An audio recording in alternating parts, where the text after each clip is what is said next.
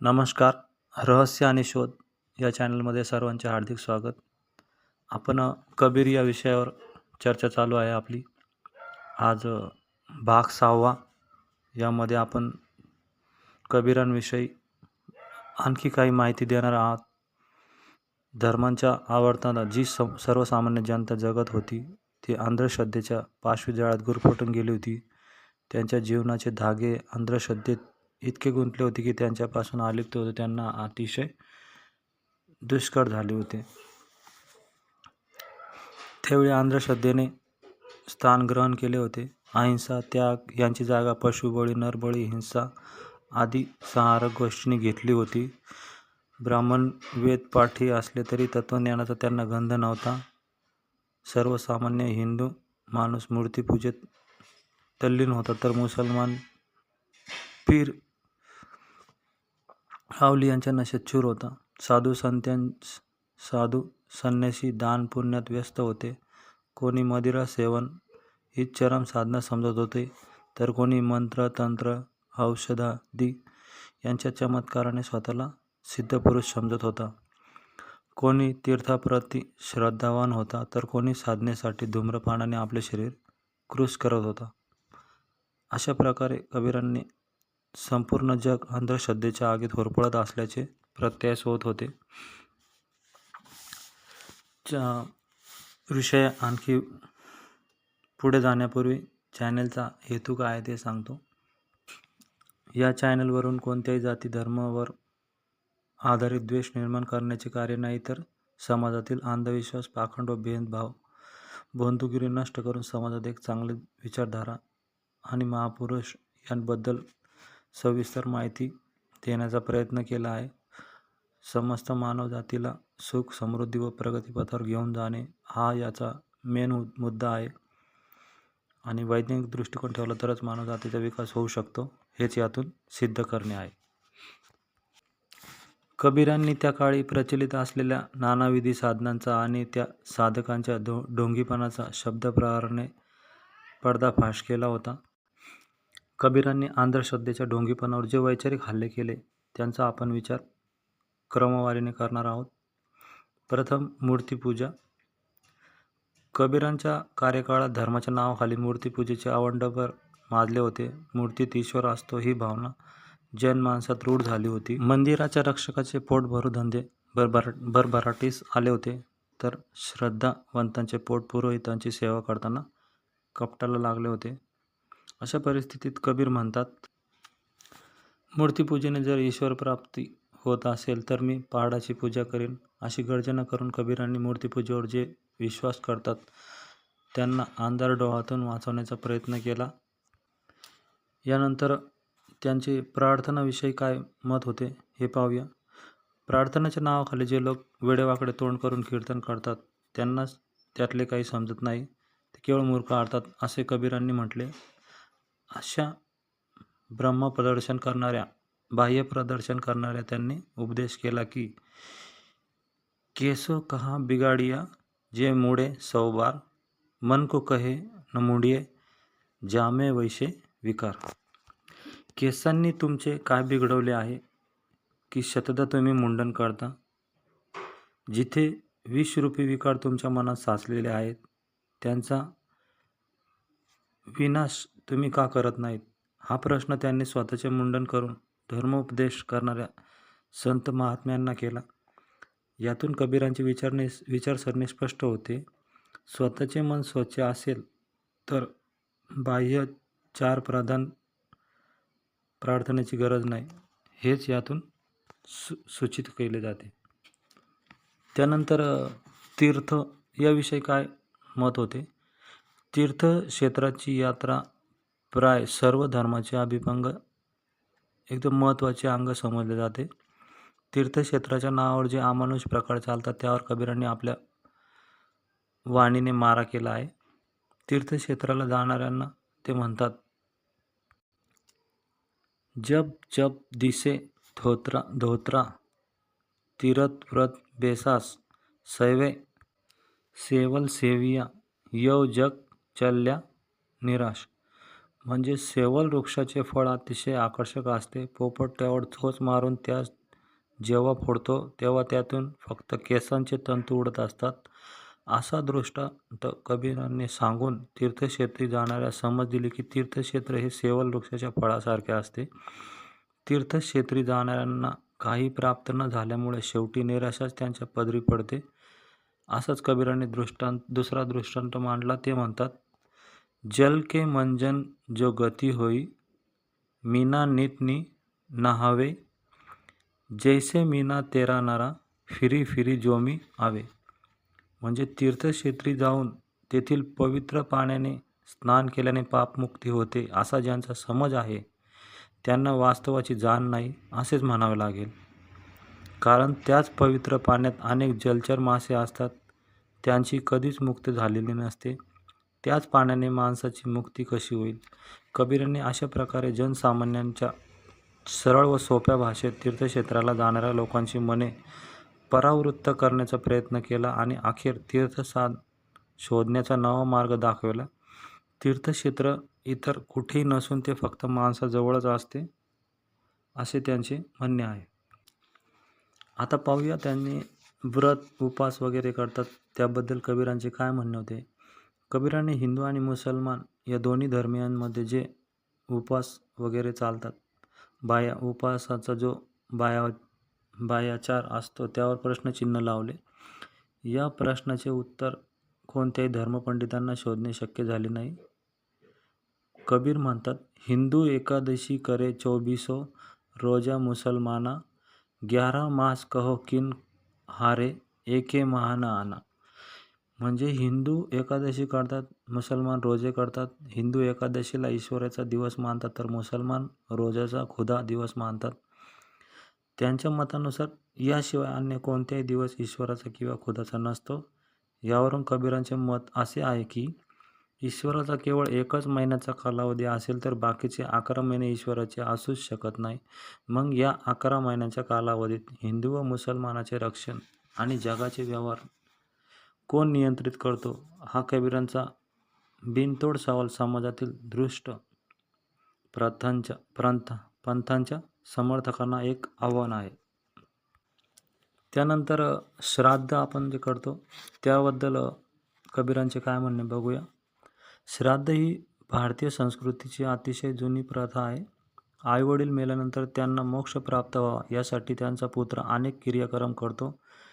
त्यावर कबीर म्हणतात, जोपर्यंत बाप जिवंत असतो तोपर्यंत त्याचा पुत्र कोणतेही प्रेम बापाला देत नाही, परंतु बाप मेल्यावर मात्र तो आपले प्रीतीचे ढोंग रचत असतो. जिवंतपणी बापाला काठीने चोपणारा, अन्न न देणारा पुत्र बाप मेल्यानंतर त्याची राख गंगेत विसर्जित करतो, त्याला पिंडदान करतो. जिवंतपणे वृद्ध पित्याशी कडू शब्दात बोलणारा पुत्र पिता मेल्यावर त्याचे श्राद्ध करतो. समयी कावळ्यांना भोजनदान केल्याने ते मृत पितृगणाकडे कसे पोहोचेल याचेच मला आश्चर्य वाटते. कबीरांना याचे विस्मय वाटते. म्हणून असे ढोंगी कर्म करणाऱ्या पुत्रावर ते आपला विवेकनिष्ठ बुद्धीने शाब्दिक प्रहार करतात आणि असे कर्म निष्फळ असल्याचे सांगतात. आता बघूया या परिवाराविषयी त्यांचे काय विचार आहे. महामानव कबीर इतर सर्व संतांपेक्षा आगळेवेगळे जीवन जगत होते. त्यांचे संपूर्ण जीवन पारिवारिक होते. परिवारात राहूनच त्यांनी साधना प्राप्त केली आणि इतरांनाही त्याच मार्गाची दीक्षा देण्याचे आजीवन कार्य केले. साधनेसाठी संन्यासी मार्गाचा अवलंब करून तपश्चर्याच्या माध्यमाने शरीराला कठोर यातना देणे, बाह्य वेश परिधान करणे, मादक पदार्थाचे सेवन करणं, नग्न राहणे आणि जटा दाढी वाढवणे या प्रकाराचा कबीरांनी कठोर शब्दात धिक्कार केला आणि समाधीचा संबंध प्रत्यक्ष मनाशी जोडला. कबीर पारिवारिक जीवन जगत असल्यामुळे त्यांना सभोवतालच्या पारिवारिक जीवनाचा प्रत्यक्ष अनुभव आला. पारिवारिक जीवनातील व्यक्तीच्या परस्पर संबंधाचे त्यांनी सूक्ष्म अवलोकन केले. त्यांनी परिवारातील काही गोष्टींचा पुरस्कार केला, अनिष्ट प्रथावर घाणाघाती प्रहारही केला. त्यांनी साहित्यात या संबंधी ठिकठिकाणी उल्लेख आढळतात. त्यांनी आपल्या साहित्यातून एकाच स्वर मुखर केला की आपल्या मलिन मनाला स्वच्छ केल्याशिवाय समाधीचा मार्ग दुर्गम आहे आणि हे कार्य परिवारातील कोणीही व्यक्ती करू शकतो. त्यांचा हा सम्यक मार्ग संपूर्ण पारिवारिक समाजाच्या अंधकारमय जीवनात उजाळा निर्माण करणारा निश्चितच आहे. तसेच संपत्तीविषयी काय विचार होते कबीरांचे? कबीर म्हणायचे, संपत्तीसाठी माणूस माणसाची पिळवणूक करीत असतो आणि त्यातून अनीतिमत्ता जन्मास येते. तरी कबीरांनी संपत्तीचा तिरस्कार केला नाही. जीवनासाठी संपत्ती आवश्यक आहे हे सूत्र त्यांनी प्रतिपादन केले. धनसंपत्तीच्या विनियोगातून मानव व्यवहार सुरू असतो आणि त्याद्वारे मानव आपल्या आवश्यकतांची परिपूर्तता करत असतो. जीवनासाठी धनसंपत्ती आवश्यक असल्याचे कबीरांनी निसंदेह मान्य केले. जेव्हा समाजात प्रत्येक व्यक्तीची भावना अतिरिक्त धनसंचयाकडे प्रवृत्त होते, त्यावेळी समाजात अनाचार माजतो. म्हणून कबीरांनी धनसंपत्तीची आवश्यकता जीवनासाठी मान्य केली असली तरी अतिरिक्त धनसंचयाचा त्यांनी कसून विरोध केला. प्रत्येक मानवाने आपल्या जीवनात उपयोगी किती धनसंपत्तीचा वापर करावा यासंबंधी कबीर म्हणतात, साई इतना ना दीजिए जामे कुटुंब समाये, भूखो मैं भी न रहू साधू न भूका जाय. आपल्या कुटुंबाच्या आवश्यकतेची परिपूर्तता करता येईल, अतिथींचा सत्कार करता येईल, कुणी उपाशी राहणार नाही आणि साधू लोकांची सेवा करता येईल, इतके पर्याप्त धन प्रत्येक व्यक्तीजवळ असणे आवश्यक आहे, असे कबीरांचे म्हणणे होते. संपूर्ण आयुष्य काशीमध्ये घालवल्यानंतर जीवनाच्या अखेरच्या पर्वात महगर येथे त्यांना आश्रय शोधावा लागला. महगर येथे प्रविष्ट होण्यामागची त्यांची भूमिका अतिशय क्रांतिकारी स्वरूपाची होती. महगर या गावाशी त्यांचा अतिशय निकटचा संबंध असावा किंवा त्या गावाविषयी त्यांच्या मनात विवक्षित आदर असावा, म्हणून त्यांनी आपल्या काव्यात या गावाचा अनेकदा उल्लेख केलेला दिसतो. त्या काळी महगर या गावासंबंधी लोकांमध्ये एक वेगळीच वदंता होती. वेदकालीन संतांनी या गावाला अमंगल क्षेत्र असल्याचे संबोधित केले होते.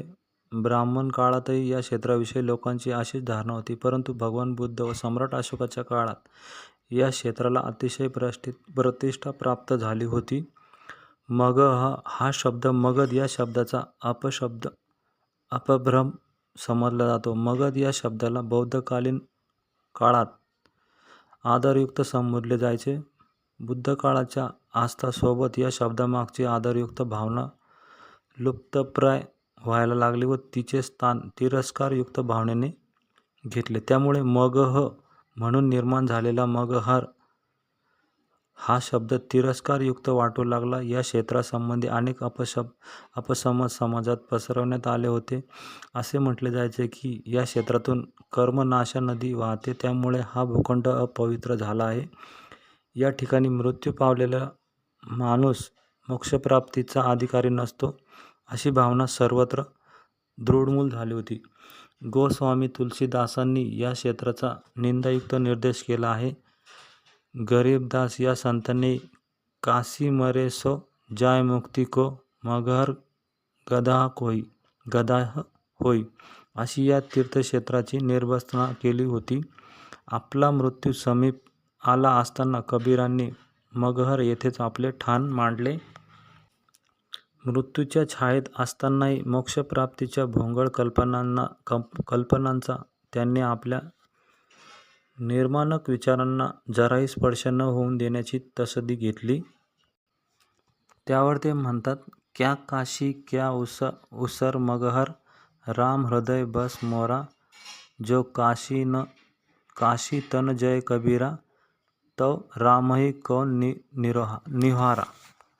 मी खरा भक्त असेल तर काशीत मेलो काय किंवा महगरला तरी राम असा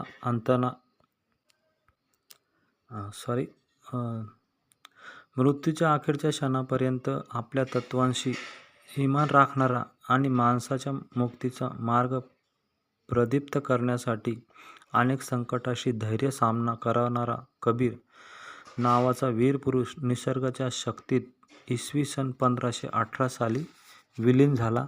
युगायुगाला मानवतेचा संदेश देणाऱ्या महापुरुषांची प्राणज्योत अखेर मावळली. कबीरांचा अंत्यसंस्कार कोणत्या पद्धतीने करावा असा एक वाद निर्माण झाला. कबीर हा मुस्लिम धर्माचा आहे असा मुस्लिमांनी आग्रह धरला, तर कबीर हा हिंदू धर्माचा आहे असा हिंदूंनी आग्रह धरला.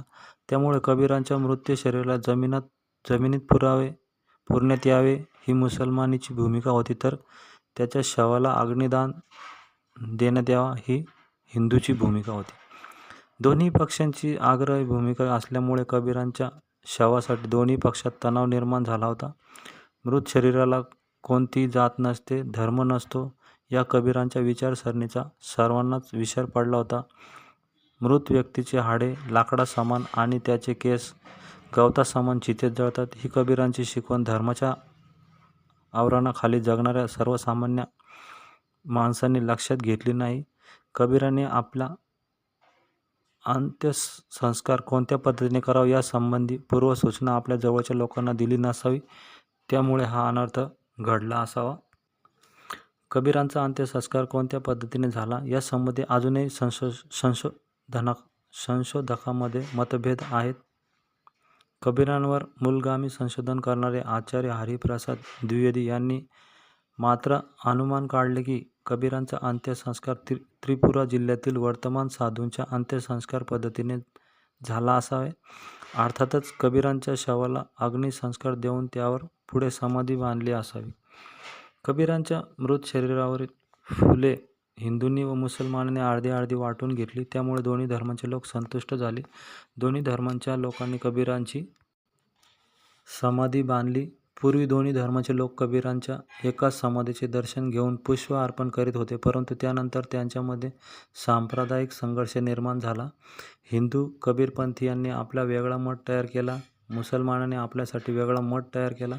दोन्ही मठाच्या मधोमध एक उंच भिंत बांधण्यात आली.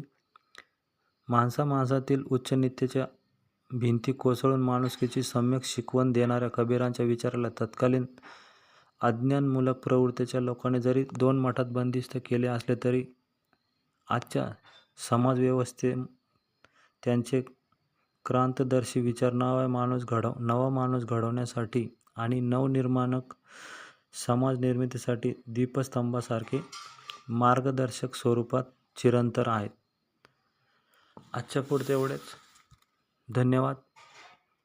माहिती आवडल्यास नक्की शेअर करा आणि अशाच नवनवीन अनेक महापुरुषांसंबंधी माहिती ऐकण्यासाठी चॅनलला सबस्क्राईब करून सहकार्य करावे.